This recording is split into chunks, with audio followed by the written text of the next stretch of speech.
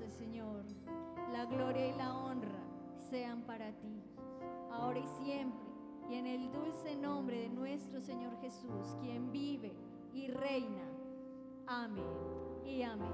Que el Señor les bendiga, hermanos.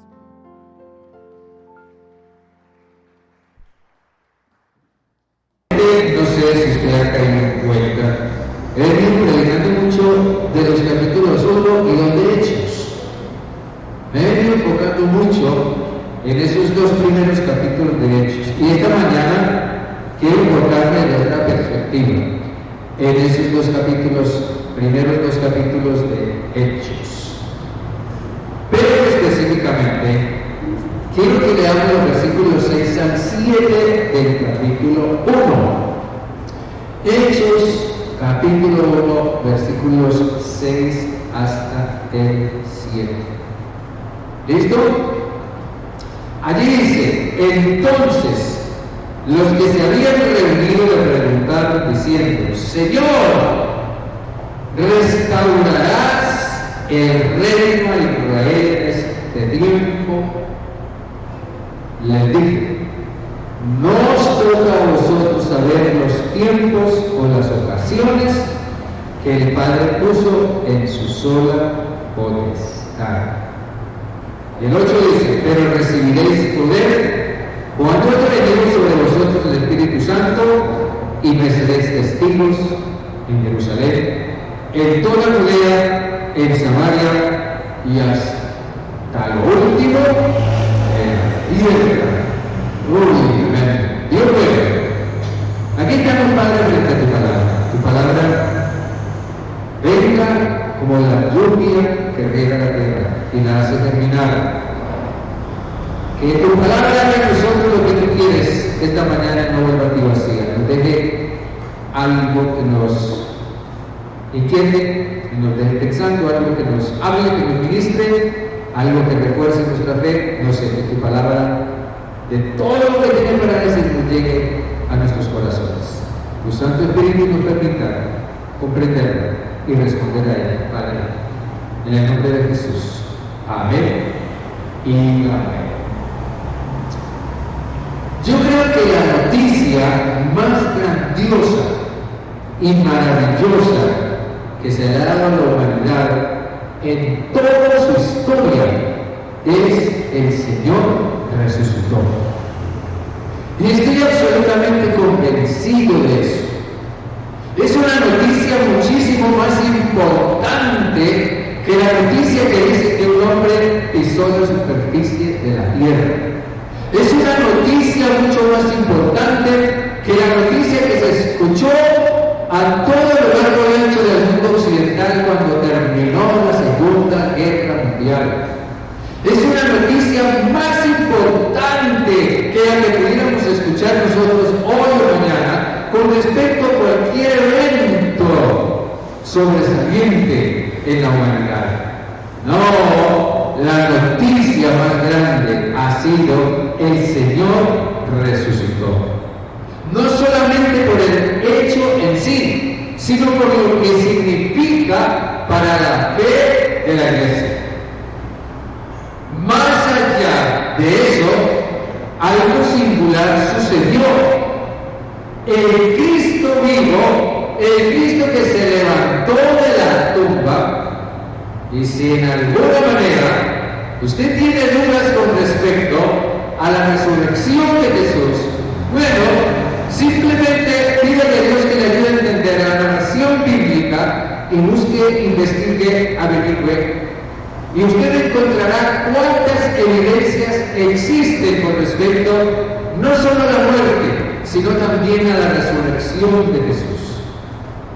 Y ese Cristo que se levantó de la tumba, y eso es lo singular, ese Cristo resucitado se incorporó en la iglesia. Y quiero que me entiendan esto bien. Ese Cristo resucitado se incorporó en la iglesia. Por eso, si nosotros captamos el espíritu de Hechos, nos damos cuenta que la iglesia es una comunidad que encarna la vida de Cristo. Y Lucas procura hacernos entender eso, hacernos ver eso. Por eso, en los versículos 43 y 47, en el capítulo 2 de Hechos, Lucas describe lo que vino a ser la manera como la iglesia comenzó a vivir desde entonces, a partir del hecho de la resurrección de Jesús. En el versículo 43, capítulo 2 de Hechos, dice que sobrevino temor a toda persona, y miren ustedes, muchas maravillas y señales eran hechas por los apóstoles. Todos los que habían creído estaban juntos y tenían en común todas las cosas. Vendían sus propiedades y sus bienes y los repartían a todos según la necesidad de cada uno. Perseveraban unánimes cada día en el templo y partiendo el pan en las casas comían juntos con alegría y sencillez de corazón, alabando a Dios, teniendo favor con todo el pueblo, y el Señor añadía cada día a la iglesia los que habían de ser salvos. Mire usted, ahí está el espíritu de Hechos. Por el hecho de la resurrección de Jesús, muchas maravillas y señales eran hechas en la iglesia, porque Jesús estaba presente. También dice que había unidad entre la comunidad, porque Jesús estaba presente. También dice que los que tenían y que les sobraba, vendían lo que tenían y tomaban el dinero para ayudar al que no tenía. Pensaban en el necesitado, en el pobre, en el que tenía en alguna forma necesidad en algo en su vida, porque Jesús estaba presente. Perseveraban cada día en el templo y compartían el pan en las casas, comían juntos con alegría y sencillez de corazón. Había alegría y humildad porque Jesús estaba presente. Pero también dice que había alabanza a Dios y se estaban ganando el apoyo, el favor, la admiración de la gente, porque Jesús estaba presente. Y lo más importante, el Señor añadía cada día a la iglesia los que habían que ser salvos. La iglesia crecía porque Jesús estaba presente. Jesús se había incorporado en la iglesia. Desde el momento en que Jesús se incorpora en la iglesia comienza a moldearse a la luz de la presencia de Cristo en ella. No puede haber crecimiento, no puede ser moldeada en nuestra vida, no puede haber cambio en nuestra vida si Jesús no está presente. Y todo eso se debía que habían tenido un encuentro con el Cristo vivo, con el Cristo resucitado. Pregúntese, hermano, preguntémonos todos, ¿qué hizo la iglesia el día que Jesús resucitó? ¿Cuál fue el mensaje de la iglesia el día que Jesús resucitó? ¿Cuál fue la reacción de la iglesia el día que Jesús resucitó? Muchas cosas pasaron que responden a estas preguntas. Pero déjenme decirle, lo que pasó o las cosas que pasaron nos hacen ver que la misión de la iglesia es motivada por la resurrección de Jesús encarnada en su propia vida. Encarnar a Cristo. Encarnar a Cristo significa que Él viene a ser real en mí. Significa que Él vive en mí. Significa que Él obra a través de mí. Significa que Él habla a través de mí. Entonces uno se pregunta cómo llega esto a ser así. ¿Cómo llega esto a ser así? Hay una primera razón. Esto llega a ser así porque la iglesia es llamada a ser una comunidad dispuesta. Nuestro mayor problema, yo lo percibo muchas veces en demasiadas personas en las iglesias. El mayor problema nuestro es la disponibilidad para Dios, es el estar dispuestos para Dios, es el tener disposición para Dios. La iglesia en Hechos 1 y 2 fue llamada a ser una comunidad dispuesta. En el versículo 14 del capítulo 1, dice que todos estos perseveraban unánimes en oración y ruego, con las mujeres y con María, la Madre de Jesús, y con sus hermanos. Aquí nosotros vemos a una comunidad orando. Yo creo que no hay mayor disposición que la que demuestra la persona que ora. No hay mayor disposición que la que muestra una iglesia que ora. Y aquí vemos una comunidad orando. Pero esa actitud fue el resultado de un profundo cambio de perspectiva. Si nosotros no cambiamos nuestras perspectivas, no podemos captar el que Jesús nos llama a estar dispuestos para Él. La idea que había en sus mentes: ¿restaurarás el reino a Israel en este tiempo? Esa era la idea que había en sus mentes, era la perspectiva que ellos tenían. Ahora sí vamos a restaurar el reino de Israel. Esa era su perspectiva. Pero esa perspectiva fue cambiada por el proyecto de Jesús. No, señores. Eso que ustedes están pensando solo está en la voluntad del Padre. En cuanto a eso, Él sabrá qué hacer cuando sea el tiempo. Pero por lo pronto, ustedes me serán testigos. Ustedes recibirán poder cuando haya venido sobre ustedes el Espíritu Santo y me serán testigos en Jerusalén, en Judea, en Samaria y hasta lo último de la tierra. Cambio de perspectiva. Hechos, el versículo 12 de Hechos 1 dice que ellos volvieron a Jerusalén, desde el monte que se llama el lugar, el cual está cerca de Jerusalén. Pero Lucas nos da a entender que ellos volvieron con ese cambio de perspectiva a Jerusalén. Y eso significa que cuando volvieron ya no eran los mismos. Algo había cambiado profundamente dentro de ellos. Habían tenido un encuentro con el Cristo resucitado. Lo habían visto y habían oído sus palabras. Hermanos queridos, nadie puede seguir siendo el mismo después de esta experiencia. Nadie puede seguir siendo el mismo después de que habían visto que la muerte no puede vencer la vida. Nadie puede seguir siendo el mismo si se ha dado cuenta que lo prometido por Jesús era cierto, la vida eterna, el reino prometido el reino prometido no es para este mundo. Nadie puede seguir siendo el mismo después de comprender que el reino de Dios es para la eternidad. Entonces, orar. Y yo creo que cuando una iglesia se postra a orar con un propósito específico, es porque algo ha cambiado. Nosotros quizás oramos y está bien que oremos, pero demasiadas veces anteponemos nuestros propios intereses, nuestras propias perspectivas en nuestra oración delante de Dios.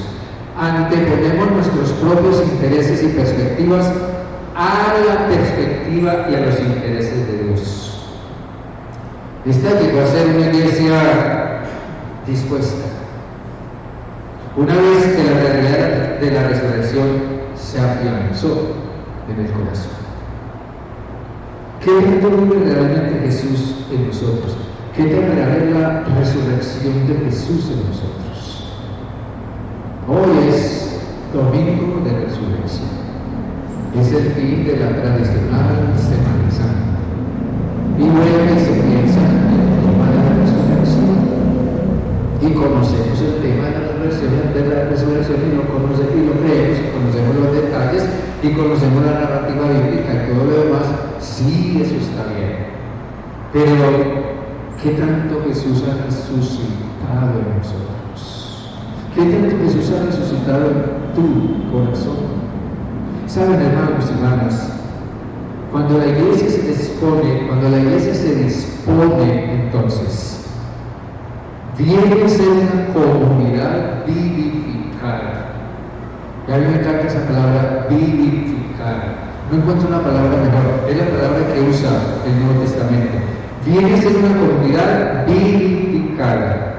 En el versículo 4 del capítulo 2, dice que después de que el Espíritu Santo vino sobre aquella iglesia, dice todos fueron llenos del Espíritu Santo y comenzaron a hablar en otras lenguas, según el Espíritu les daba que hablar. Miren bien, esta iglesia oró teniendo en mente lo que Jesús les dijo, y ya hemos hablado antes de eso. No salgan de Jerusalén, sino esperen la promesa del Padre, la cual ustedes tuvieron de mí. Y ellos al fin le captaron esa visión a Jesús. Y el resultado de eso fue que se fueron a orar, se postraron a orar, por varios días oraron y oraron, y el resultado fue que todos fueron llenos del Espíritu Santo. Una iglesia vivificada. Vivificar es dar vida a algo que estaba muerto. Y si usted percibe bien la actitud y el comportamiento de estos discípulos después de que Jesús murió, en sus corazones había muerto la fe y había muerto la esperanza. Cuando Jesús fue sepultado y la piedra tapó su tumba, ellos simplemente dijeron: todo se acabó, todo simple y sencillamente terminó. Y ellos tomaron otra vez sus caminos, volvieron a su antigua vida, tomaron otra vez sus redes y sus barcas y dijeron: mejor volvamos a pescar. Para ellos todo había muerto. No solo Jesús, sino que en sus corazones había muerto la esperanza. Así que vivificar es dar vida a algo que estaba muerto, algo que de alguna manera no manifiesta interés. Ellos habían perdido el interés. Vivificar es volver a vitalizar. Es indudable la relación entre la oración y la vitalización espiritual para servir a Dios. Estos creyentes, desde luego que eran salvos, sí, ellos eran salvos. Y ese es nuestro punto esta mañana, pero eran salvos.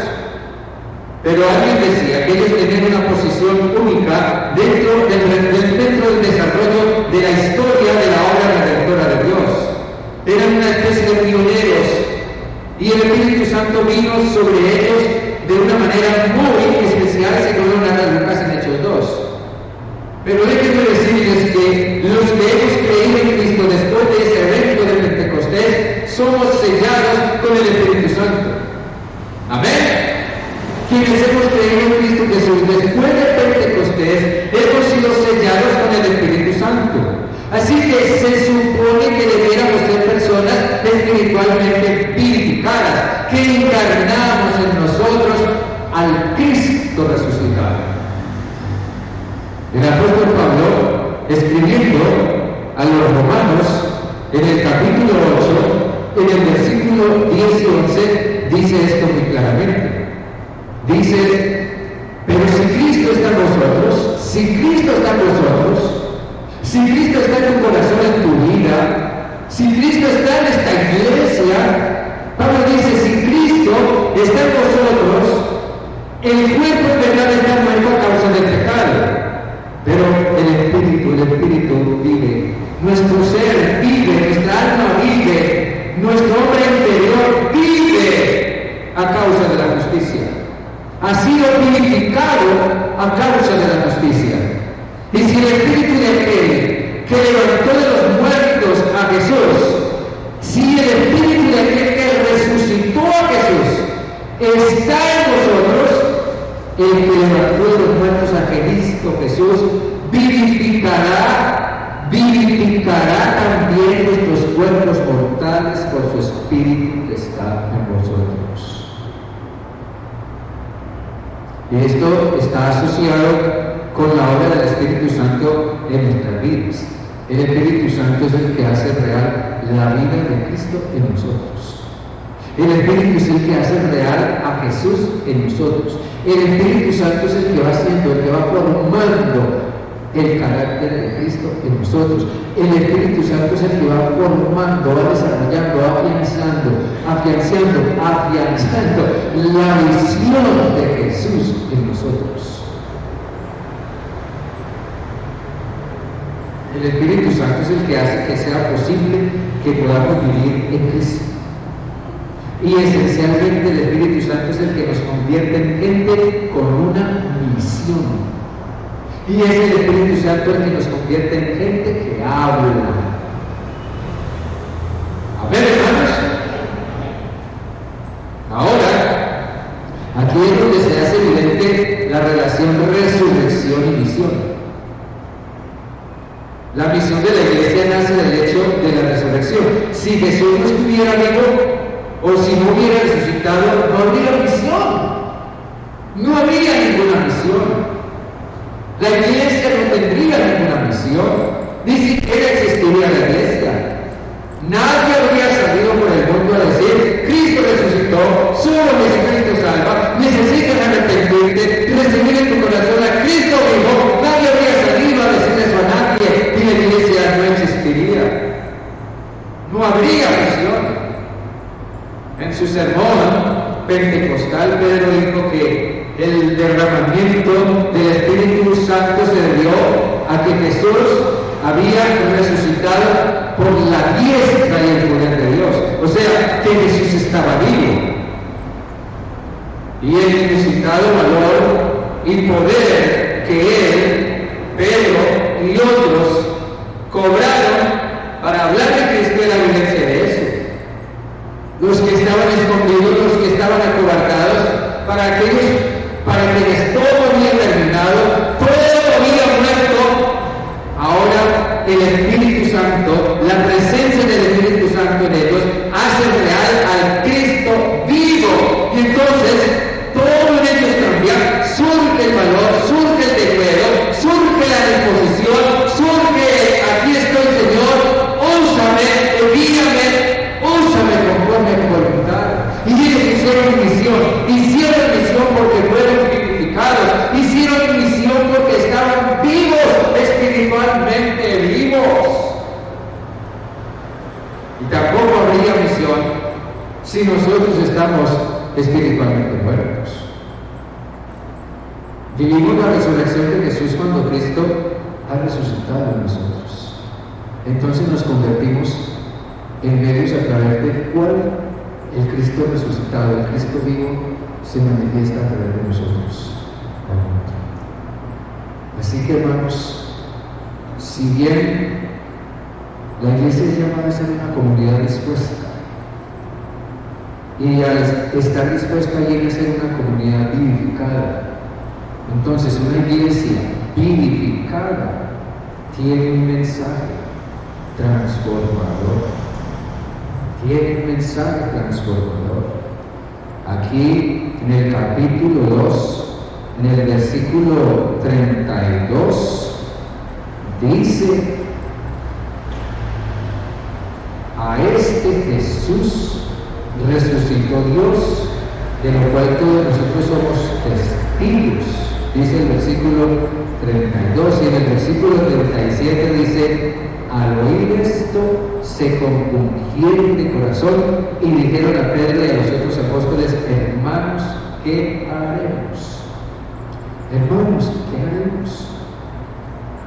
El mensaje de Pedro se centró en la resurrección de Jesús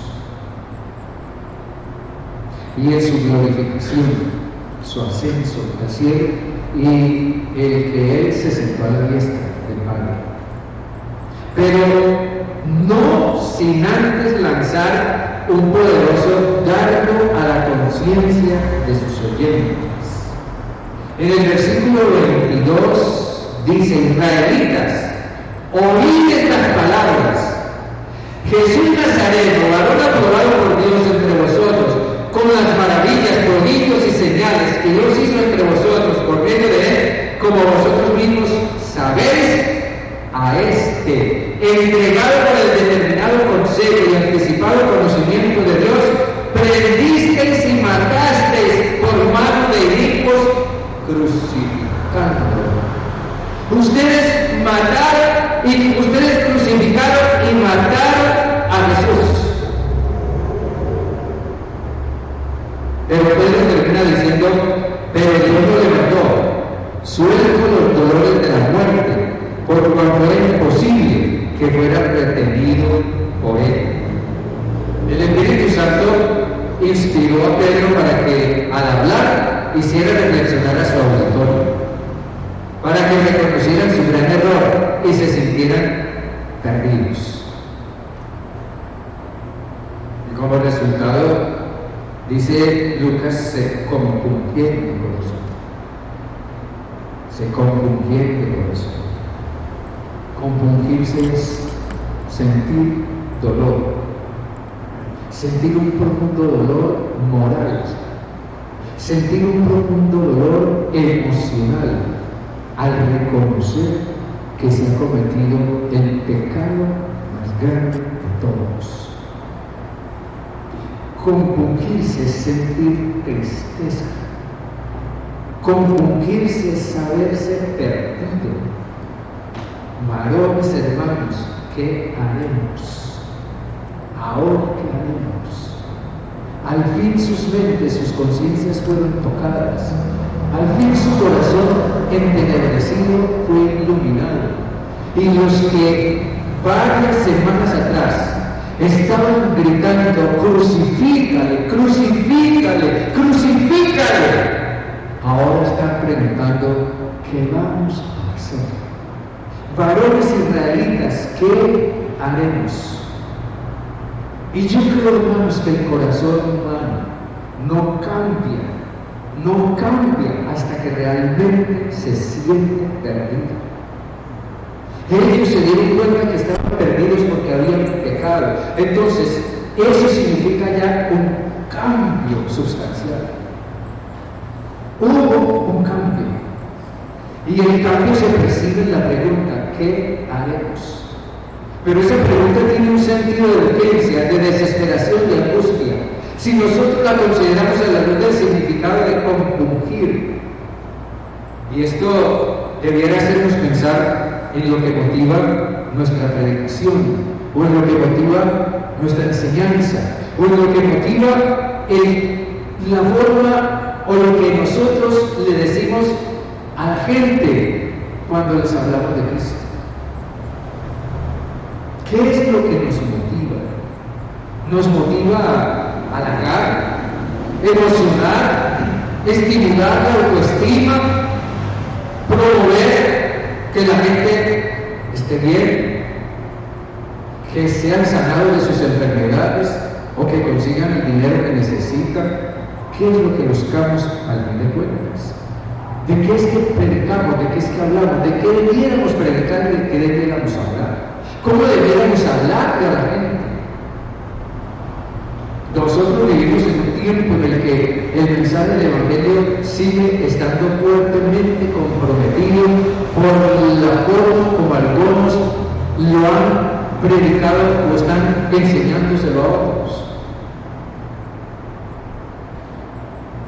Mi hija estuvo en Holanda recientemente y ella un día salió con un grupo de misioneras a evangelizar por ahí por las calles y le hablaban a la gente de Cristo, pero de pronto ella se dio cuenta de que no les hablaban del pecado, no mencionaban para nada el pecado. Y cuando ella le requirió eso y le preguntó, ¿ustedes por qué no le hablan a la gente del pecado? La respuesta fue, es que nosotros no queremos hacer sentir incómoda a la gente. No queremos que la gente se sienta mal.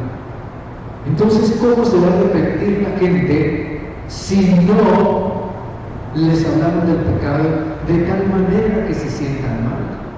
Pedro le dijo a esta multitud, ustedes crucificaron y mataron a Jesús, ustedes lo hicieron. Ay, eso sí que haría sentir mal a cualquiera. Y tan mal se sintieron que se compungieron de corazón y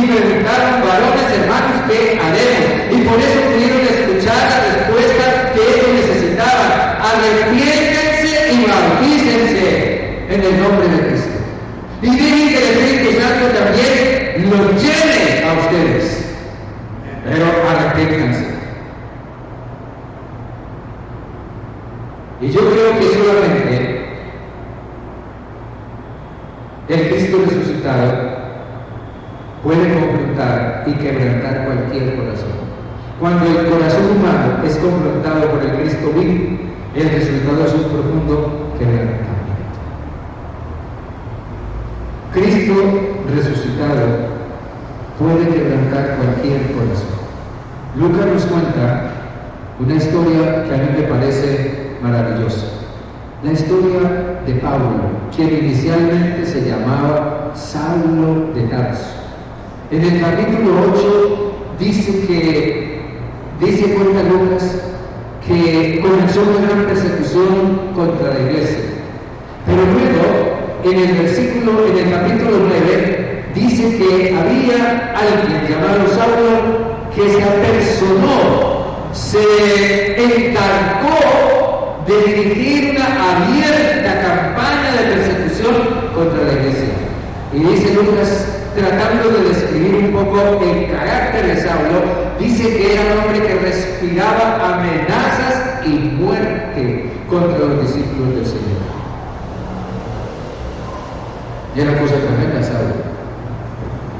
Pero dice que Saulo, con el permiso del sumo sacerdote de Jerusalén y con una carta que lo autorizaba, se fue hacia Damasco a buscar a los creyentes cristianos. Seguramente en Damasco había para ese entonces una gran concentración de cristianos.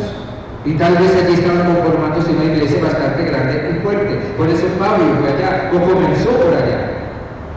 Pero dice que yendo de camino, aconteció que al llegar cerca de Damasco, repentinamente lo rodeó el resplandor de luz del cielo, y cayendo en tierra oyó una voz que le decía: Saulo, Saulo, ¿por qué me persigues? Y él dijo: ¿quién eres, Señor? Y le dijo: yo soy Jesús, a quien tú persigues. Dura cosa te es dar voces contra el aguijón. Miren lo que es el versículo 6. Él, temblando y temeroso, dijo: Señor, ¿qué quieres que yo haga?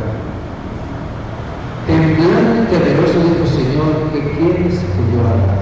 Exactamente la misma pregunta que había hecho la multitud tiempo atrás ante la predicación y la exhortación de Pedro. Un corazón quebrantado. Solo el Cristo resucitado pudo quebrantar el corazón de alguien como Pablo. Así que, mis hermanos, como Pablo, el mundo necesita hoy del mensaje del Cristo resucitado y de la vida que hay en Él. Por tanto, tenemos que hablar de Cristo como quien realmente vive y vive en nosotros. Amén, hermanos. Cristo realmente vive y vive en nosotros. Una iglesia que evangeliza demuestra que Cristo vive en ella. Una iglesia que confronta abiertamente al pecador en el amor de Dios y bajo el poder del Espíritu Santo es una iglesia en que Cristo vive y a través de la cual Cristo habla. Todos somos llamados a predicar, a proclamar a Cristo, a hacer ver a cuantos podamos que sin Cristo no están bien, que están perdidos, que el pecado trae consecuencias, que todos pecamos, pero que Cristo murió por todos y por cada uno de nosotros. Y por tanto, debemos vivir de tal manera que realmente hagamos que los incrédulos duden del estilo de vida que está llevando. Prediquemos de Cristo a partir del hecho de que realmente Cristo vive en mí. Si tú tienes la plena certeza de que Cristo vive en ti y te pones a disposición del Espíritu Santo, el Espíritu Santo te llenará, te limpiará, te formará, te guiará y hará que hables para que otros sean salvos. Amén, hermanos. Amén. Estemos de pie un momento, por favor. Quisiera que termináramos cantando un himno que a mí me parece precioso y que creo que viene muy oportuno. Este himno se llama al Cristo vivo sigo. Al Cristo vivo sigo, y Él en el mundo está. ¿Quiénes hoy servimos a Cristo? En cualquiera que sea el ámbito en el que le estemos sirviendo, en cualquier ministerio en el que le estemos sirviendo, le hagamos de servir, lo hacemos porque creemos que Cristo Jesús vive. Amén. Cristo Jesús vive.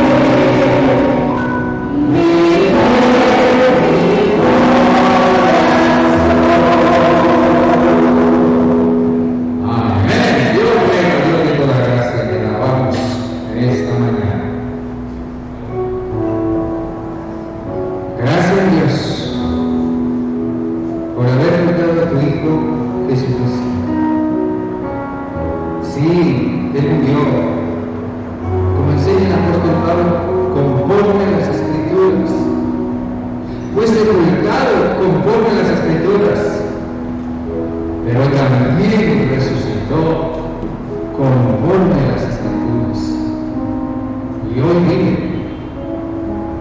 Y no solamente estás entre nosotros, Señor, también moras en nuestros corazones.